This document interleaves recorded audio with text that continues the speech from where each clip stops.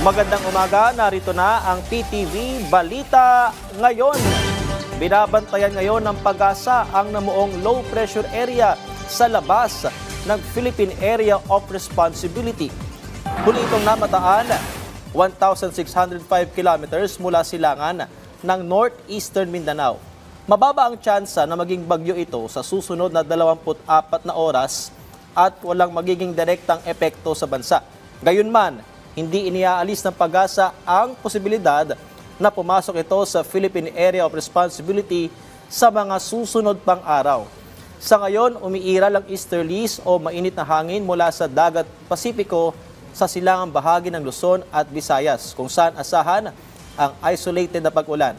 Sa Martes, magiging mataas ang tsansa ng pag-ulan, pagkidlat at pagkulog sa silangang bahagi ng Luzon, partikular sa mainland Cagayan Valley dahil sa shear line. Kaya't pinag-iingat po ang mga residente sa pagbaha at pagguho ng lupa. Hinikayat naman ni Pangulong Ferdinand R. Marcos Jr. ang mga Pilipino na ipagdasal ang mga naging biktima ng Bagyong Christine. Kaugnay nito, inilabas ng Pangulo ang Proclamation No. 728 upang ideklara ang November 4 bukas na Day of National Mourning. Ibababa naman sa half-mast ang watawat ng Pilipinas sa lahat ng opisina ng gobyerno mula Pagbukang Liwayway hanggang Takip Silim. Sa pinakahuling tala ng NDRRMC, 150 ang naiulat na namatay matapos ang panalasa ng Bagyong Christine. Inihayag ng Department of National Defense at Office of Civil Defense ang pasalamat ng Pilipinas sa Malaysian government dahil sa kanilang pagtulong sa mga naapektuhan ng Bagyong Christine.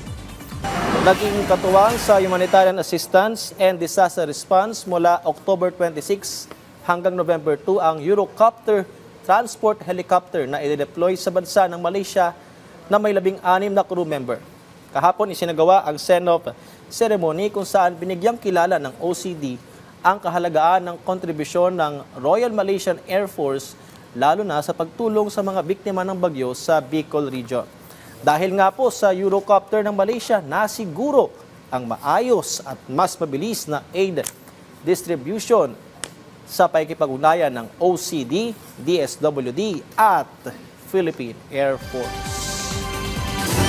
At yan ang mga balita sa oras na ito. Para sa iba pang updates, follow at ilike kami sa aming social media account sa @PTVPH. Ako si Patrick De Jesus para sa Pambansang TV sa Bagong Pilipinas. Magandang umaga.